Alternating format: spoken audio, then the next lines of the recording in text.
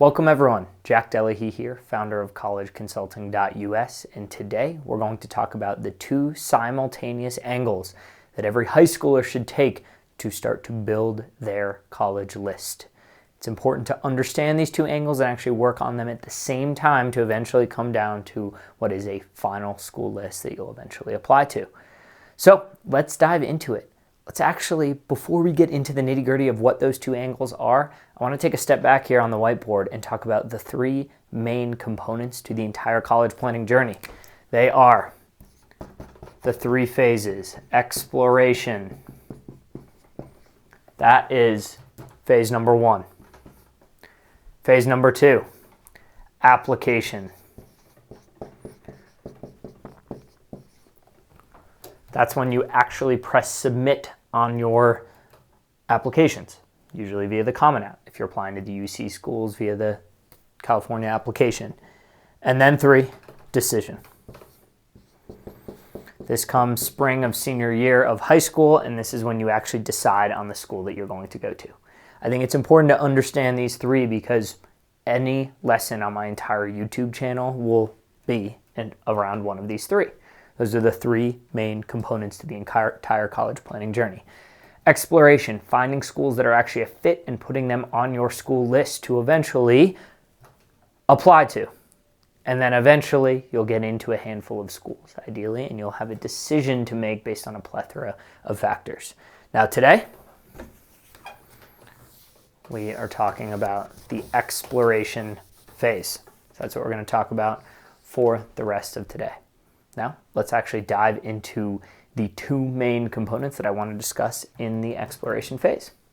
All right, we are in the exploration phase, and inside the exploration phase, right, if the goal is to explore schools, there are two simultaneous avenues that any high schooler and parent should explore at the same time. The first is starting at the school front and working back towards the student. We're going to get into what that means in a second. The second is starting at the student front and working towards the school. So one is external and then working towards internal, and one is internal and working towards external. Now, a little bit more about both of these. On the school front, what this means is the school to student front is all about saying, what kinds of schools do I think I might enjoy? Going out and exploring, going through what I have given in previous YouTube videos, which is talking about exploring big school, small school, city school, country school, campus, no campus, seeing what kinds of vibes are out there. Maybe even at this stage, it's seeing what schools older students in your high school got into that either you respect or felt were similar to you. Where did they end up? Could that be a fit for me? So it's seeking externally, bringing it back to yourself. On the student to school front, it is starting internally. It is what type of person am I? And this can be done, you'll see, with a plethora of quizzes, tests, or just self-reflection. And then based on that, going out and saying, now that I know myself, what kinds of schools could be a fit? Here's the thing, as you start to do this, the process should ideally start sophomore year of high school. But if you're watching this and you've got a junior right now, no worries. My recommendation, start now. Here's what's going to start happening. You are going to start getting schools all over the place. Some might eventually wind up in here. And this is obviously the sweet spot. These are the schools that end up being a fit for you, the high school student, that you will eventually apply to. And I'll tell you, it's going to vary percentage-wise where your schools come from. Are they going to come from the school to student front, the student to school front? One student might be a lot heavier in this front, and so most of the schools that come from here actually come from this methodology. Another student is much more internal focused and says, you know what, I really like understanding myself and going out to schools to get it. That works too. The point is though, both methods should be attempted because you don't know how you're going to find this. I don't think this is talked enough about in college admissions, the fact that really these are two very different methodologies. What you typically hear is just go find schools that are a fit. And it leaves students and parents saying, okay, well, where do I start? Do I book a college tour somewhere? Do I, take a about me quiz? Do I read through the Fiske guide? Do I don't know, start Googling schools that are nearby? And guess what? Analysis by paralysis, a lot of families end up doing nothing. This way, at least you understand that there are two main methodologies, and you should try both. You should take a self-assessment and figure out what kind of student you are. Do you want to study in tiny classrooms? Do you want to study in huge classrooms with hundreds of students? Are you the type of student who needs to have that game day environment where you've got a tailgate scene every Saturday? Or are you the type of student who wants to be holed up in the library? You should attempt to know yourself. On the other front, though, I think it's really important to go seek out and say, does that school align with kind of the vibes I'm looking for? No? Okay, guess what? If it's a no, then that's an important no right here. Because you've now gone out, you sought out a school, you learned about the school, and you said, does this belong in here? No. This isn't a fit for me. Guess what you can then start to do? You can say, okay, those characteristics of schools out there that I can apply to that aren't a fit for me, I now can see what those commonalities are, so I won't put them in my final school list. The reverse of that is you go out there and you say, you know what? I really like this kid who is 2 years older than me. We were kind of friends, and he goes to insert school. Let me learn about that school. I don't know. Could it be a fit for me? And then you go and learn about that school and you realize, this school is a perfect fit for what I want. It's got everything that I want. Guess what? Now that's in here, right? So you can start with yourself. You can start with the school. Eventually, the goal is to have enough dots in here, somewhere between 8 and 16 final schools, ideally, that you say, this is a fit for me. And yes, eventually, ideally, the schools are balanced between safety, probable, target, and reach. That'll be for another video, how to actually know that you have a balanced school list. But for right now, let's keep it a little bit more broad. Now that you understand the two methods in my amazing drawing here, I'm going to dive into each. So we're going to start with what I think is actually the easier, the school to student, and then we're going to go to the student to school method. I'm going to give you actual resources that you can use today to begin both methods so you eventually understand where we're trying to lead up to. And the goal, by the way, this star, ideally, right, senior fall. This doesn't happen overnight. This is a process that often takes multiple years, starting sophomore year, going through junior year, into senior fall, maybe finalizing senior fall. And yes, the early window of admissions is typically in November of your senior year. Just to give you a timeline on how long this process is, it's constant, okay? But for the rest of time now, as you go and build your school list, you can say to yourself, is this a student-to-school methodology or a school-to-student methodology? Both are absolutely crucial and should be used. So let's dive first into the school-to-student methodology.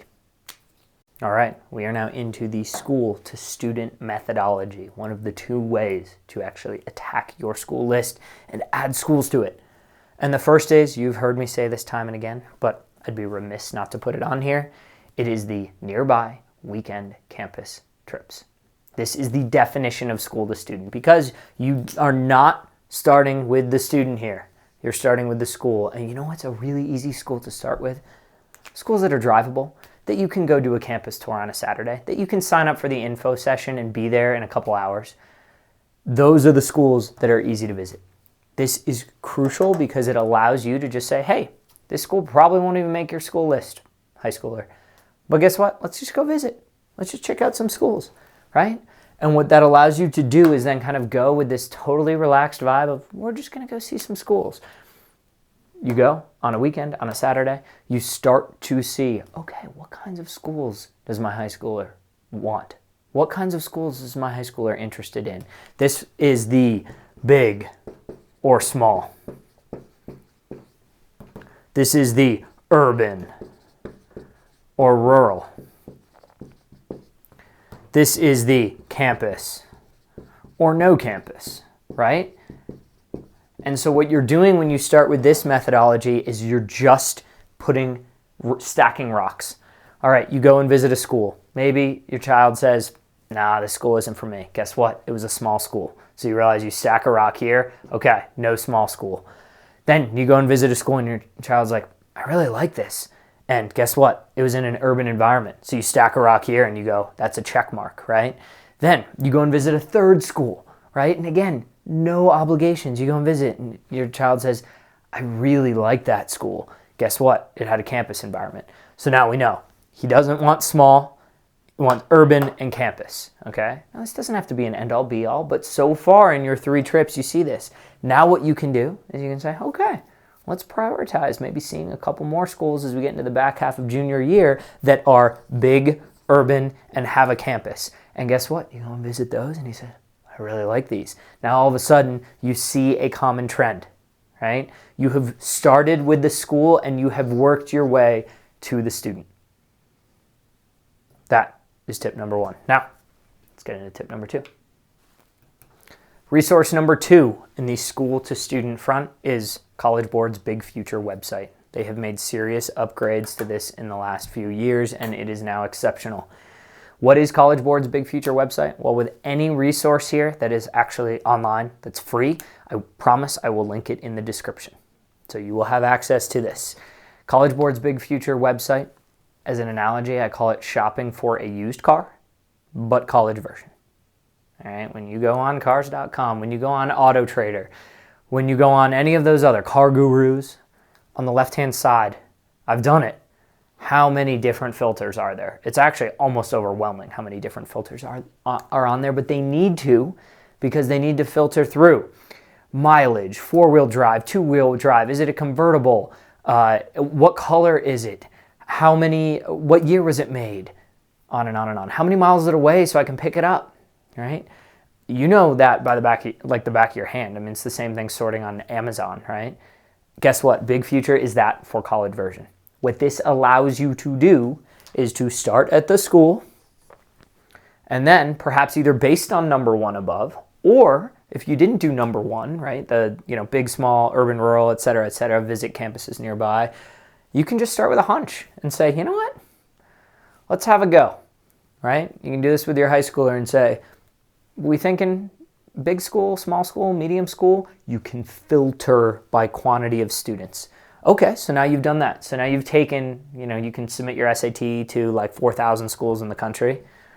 And now let's say your child's like, I want it to be bigger than high school, but I don't really want it to be so big. Okay, so let's just say you're in the 5,000 to 15,000 student range.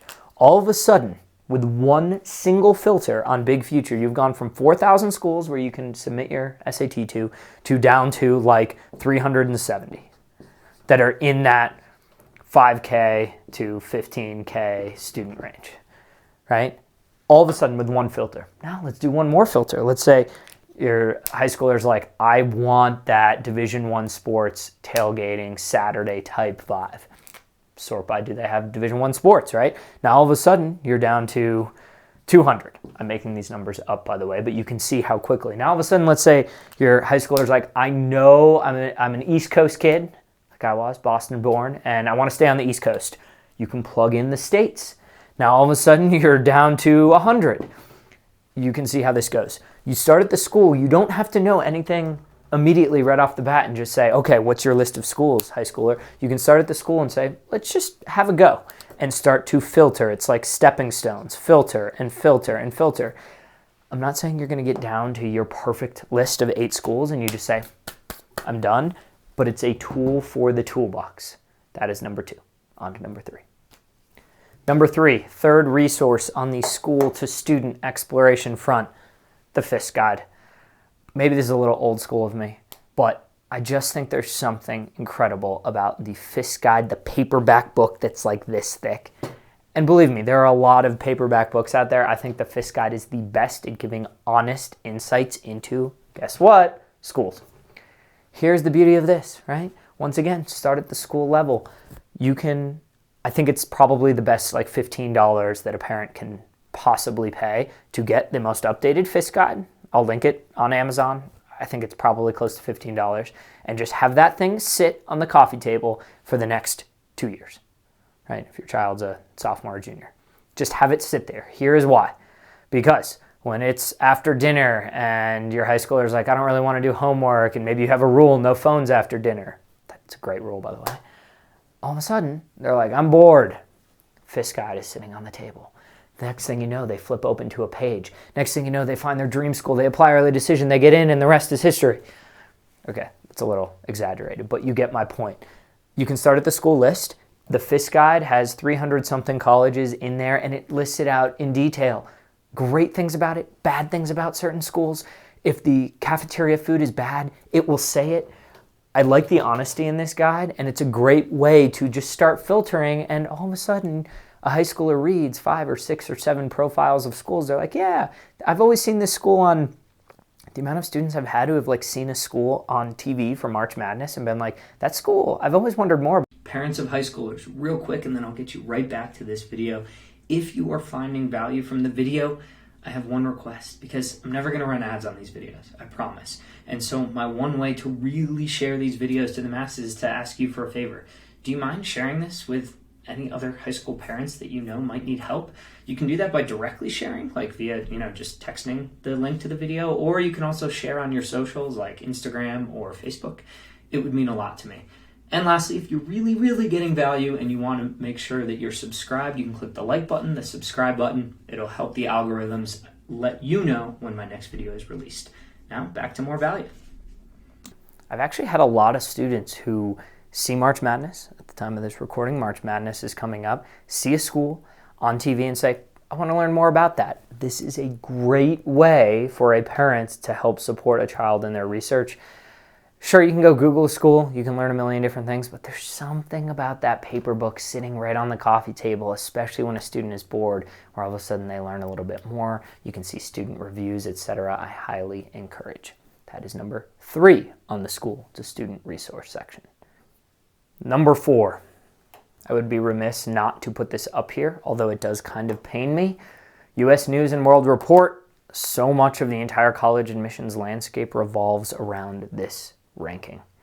But I have to put it up there because I have found it to actually be a nice tool for sometimes parents and students to use on the school to student front, and here is why. Oftentimes, you'll get to the back half of building your school list and realize, you know what, I really need like another target school or two, right? Target school falls in that 25 to 50% chance of acceptance range. U.S. News is a great place to go because the rankings in general, if you know that, let's just say, I'll pick a school. Let's just say you're an elite student, and so a school like a University of Richmond is a kind of target school for you. You would have to be an elite student for that to be the case, but maybe you are. Then guess what? If you're like, oh, I need to go from a school to student perspective to really finalize my list, I need another target school. You can go to U.S. News and World Report, see where Richmond is ranked, and guess what? Just take a look at the 12 schools that are around it in the rankings. Perhaps one of those could fit nicely as a target school for you. Not guaranteed, but it's a really good resource if you're kind of looking to fill that gap. So, wanted to provide that. Number 5 on the list, CollegeAI.com. CollegeAI.com is a great online resource, entirely free. And it's one of the best quizzes I have seen to help students understand what types of schools might be a fit for them. In essence, this is just a more extensive question type version of like the Big Future website where it's really up to you to explore. This is just going to ask some prying questions to really try to get those exploration juices flowing. Technically, this is a little bit like from the student to school front because it's asking students to fill out a survey. But you'll see the questions really aren't so much like personality quiz style questions, etc. It's much more asking questions to try to get at this, which is what schools might possibly be a fit. The beauty after a student fills these out is it just recommends schools for you based on your answers. Now, some of those recommendations might not be a fit, right? These are many tools to use in the toolkit. I'm not saying that you should build your entire list based on this, but I do think I've seen many of my students have a lot of success filling out this survey and getting recommended a handful of schools that they say, wow, I never thought of this, right? And then it helps open that door. By the way, as an aside, once you get recommended these schools, sure, it gives you links where you can learn about it. But if you have something like the previous suggestion, number 3, which was the Fiske guide, now all of a sudden you can take the suggestions from this and, oh, what's right there on the coffee table? What did College AI say might be a good school? You want to learn more about that? Just pick up that old school hardcover or paperback book, Fiske Guide, and learn more about it. So you can see some of these tools start to overlap where you can actually use them in conjunction. That is it for my 5 resources from the school to student methodology. But remember, that's just the first half. That's a methodology that should be used, and you can use those 5 resources. Now we're going to dive into the second methodology, which is starting with the student in mind and then working towards the schools. Let's dive into it. All right, we're now at the second methodology to develop a school list, and that is starting with the student in mind and working towards schools. Now, before we really get into this, I actually have something I'm going to put inside here, which is in between this arrow, we can add a little another interjection, and that is your college major. What do I mean by this? Well, you can go from the student perspective and say, based on everything I know about myself as a high school student, what schools could be a fit? But you know, a really easy kind of middle jumping rock, if you will, to jump over this gap is, what are your academic interests? And what might you possibly want to major in college? You've probably seen some of my other videos. I talked about I never once thought about this when I was a high schooler, but I think this is a really important step for 2 reasons. The first reason is, guess what? Today, it has never been more important than to have a clear, concise story you tell to college admissions. You can go back and see my webinar I did recently with Larry Chung. You can go back to see several of the videos I created in the fall about this. The common trend these days that I am seeing in college admissions is having a story, a thoughtful path that says, here is what I do in high school. Here is what I think I might want to major in college, and therefore here is why I'm applying to your college, is critical to having that chance to get into some of the elite schools in the country. But that's not what we're talking about today. We're talking about just building a school list before that. And I still think that this is helpful for the second reason, which is you can then use this as a jumping point to go from student to what you might be interested in academically, and then to, okay, what schools might offer great programs in that, all right? So from the student to school perspective, there's a little sneaky kind of middle ground, which is, what might your interests be? And I bring this up because if you don't know your interests, don't worry. We're going to get into that right now with my recommended resources. Let's get into it. Resource number 1. And on this section, I'm only going to have 2 major resources I recommend, and then I'll have a lot of kind of extras that you can use to supplement. But resource number 1 is the Myers-Briggs test. This goes back many decades. It's been one of the most popular tests to understand a person and their likes, their dislikes, their passions, their desires, their strengths and weaknesses. And the Myers-Briggs test I've taken, and it was really, really helpful for me to just understand even my learning style. So I can't even imagine as a teenager trying to truly pick the place they're going to learn for the next 4 years, how important this could be. It's entirely free to take if you go through 16 personalities, and I'll put the link in the chat. Take the Myers-Briggs test. Honestly, if you're a parent, I recommend it, but if you're a student, I highly recommend it. You will come out at the end of the Myers-Briggs test, and I don't know, I can't remember. I think it takes like a half hour or so, with 4 letters that define who you are. Now for me, I am an ESTJ. You don't need to know much more about that, but I'm just saying it because I did take the test, and I only recommend things to my students when I have done them. I'm an ESTJ. This is powerful because what you can do from there with this is, again, we're on the theme of going from student to school. You're an ESTJ. First of all, go into all the details, read what that actually means. It's kind of fun. You get to learn more about yourself. But secondly, guess what? This is powerful. You can go on the World Wide Web, this thing called Google, and Google what colleges might be a fit for ESTJ, or if you are INFP, I think it's like INFP. It's another one, or there's 16 of them. Anyway, you can Google your 4-letter word, and you can say, what colleges might be a fit? What's crazy is there are actually resources out there that I think are pretty good when you Google that and says, here are top schools. I know CollegeVine has an entire blog about that, matching schools and majors to this. You can also then Google what majors could be a fit for students who have ESTJ, or your letters. Again, College Vine has a great blog out there. It'll be at the top if you Google it. You can also see there are several other resources out there that will help you understand your personality type. Myers-Briggs, 16 personalities. Take it. You can then use this in 2 areas. Google what majors could be a fit, right? Google what school could be a fit. You will learn a lot about yourself and be recommended things like your like your eventual major that you didn't even know.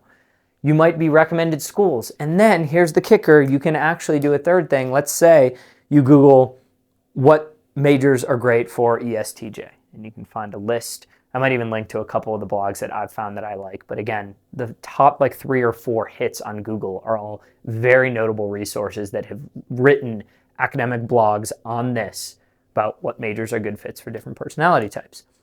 You will find a major, and then you can say, oh, wow, I didn't know that an economics major could be a fit for me. You can then Google top schools with economics majors. Now, econ's kind of easy. There's obviously a lot of schools that offer that, but if the major is a little more nuanced, that actually might give you an avenue to explore some schools you didn't know you were a fit for. Lastly, you can always go back and use what I listed in the previous example from going from school to student, and you can go on US News and World Report and then say, well, my Myers-Briggs said I was this. This said that this major would be good for me. Let me go on US News and World Report and see what schools are top in that major. So you can see, again, how it all interconnects. That is tip number 1, understand your personality. I also just think it's great from like a family household dynamic for students and parents to understand what each other's letters are. And at the very least, if you're a parent watching this, I recommend taking it. I learned a lot about myself when I took this. On to number 2. The second resource in the student to school dynamic for building a school list is found at mymajors.com. Mymajors.com, I highly recommend it. Again, I've taken dozens and dozens of these tests. I think they offer a great quiz. It takes about 15 minutes for students to really learn a little bit more about themselves and then see how that can go from student to here are some recommended majors based on your answers on this free quiz to here are some schools that could be a fit that offer those majors. Mymajors.com, great resource. I use it in my program. I have my students do it. Again, this is just one tool in the toolbox. Are there other resources out there that will help you pick a major? Yes, absolutely. The theme of this YouTube channel is to try to give you tips, advice, and resources that are free that I have pre-vetted. So if you go and you say, oh, Jack, I have another one and it's great, I'm sure that there are. Mymajors.com is great because it only takes like 15 minutes and my students oftentimes don't want to sit down and take a quiz for longer. And the second is it gives a super thorough like 5-page report at the end that student and parent can review together that says, here were your answers. Based on this, here is where we think your majors align. That's really good knowledge to have, not just from an admissions standpoint, your path in admissions, defining that path, but also to then use that to go from student to major to school, just like that. That is number 2. Now, I'm going to offer several bonus resources here. I won't explain them in detail, but I will link them in the YouTube chat. All right, several bonus resources in this category. I'll link them in the description. Not going to describe them here in detail, just will give high level. Truity is a great online source for personality tests and assessments. I actually highly encourage taking the test through 16 personalities, which I'll link to because it's free. But then you can go to Truity and actually, I think it gives even more detail about personalities and what careers and obviously therefore majors could be a fit. CollegeMajorsOne01.com. A resource very similar to My Majors, but I've found that it has kind of different resources as it pertains to college majors, lessons, learnings. This even goes into things like median income from students with a typical major, what jobs they get out of college. Highly recommend that resource. Niche.com, I've used this a lot, but I think that their major specific rankings are really good. So what you can do is if you actually go through this process and you actually hone in on a major or two, you can then just go to niche.com and they have dozens and dozens of rankings of schools that offer that major. So you can see rankings based on major specific schools, not just in general. CollegeXpress, high level of filters like I kind of talked about with Big Future. So these two, highly recommend if you're going the filter route, and Big Future, of course, actually has quizzes on there as well. So I hope that helped. I hope that was beneficial. I want to bring us back to the pie chart so you get an understanding here of exactly where we are, and I can summarize and let you go on your way. All right, so to wrap us all together here, just remember when it comes to school exploration, which yes is the first step of 3 in the college planning process, exploration followed by application followed by decision. And then I guess there's a bonus, which is you go off to college and have the time of your life, right? Now, on the exploration front, I think it's crucial to understand that there are the 2 avenues to go and attack your college list. Start with schools in mind and then work backwards and say which of those schools could be a fit, which might not be a fit. Keep track of the ones that aren't too, because that can help you eliminate schools. So you can work backwards and almost back into a school list that works for you by starting general. The other methods, start with the student in mind. Work towards the school. Now, here's the thing. I don't know what your percentage is going to be. I've seen students that go 90-10. I've seen students that go 10-90. I've seen students that go 50-50.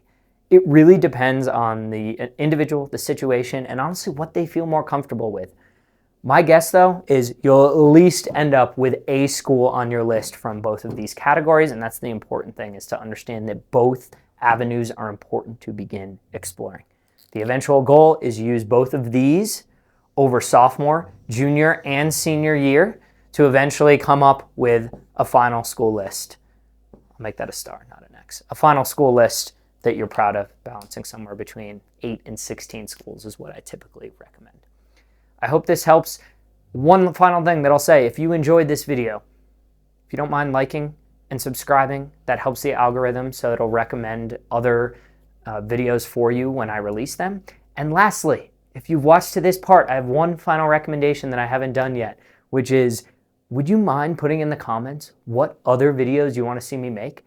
I'm going to review the comments, and I will actually pick from the comments any recommendations, and then I'll make future videos. Like, I have a few that I've already made, but I don't have a lot, and so I'm going to see what parents and high schoolers wanted. In the comments, write what you want me to do a video on, and guess what? I'll do it. Awesome. Until next time, have a good one.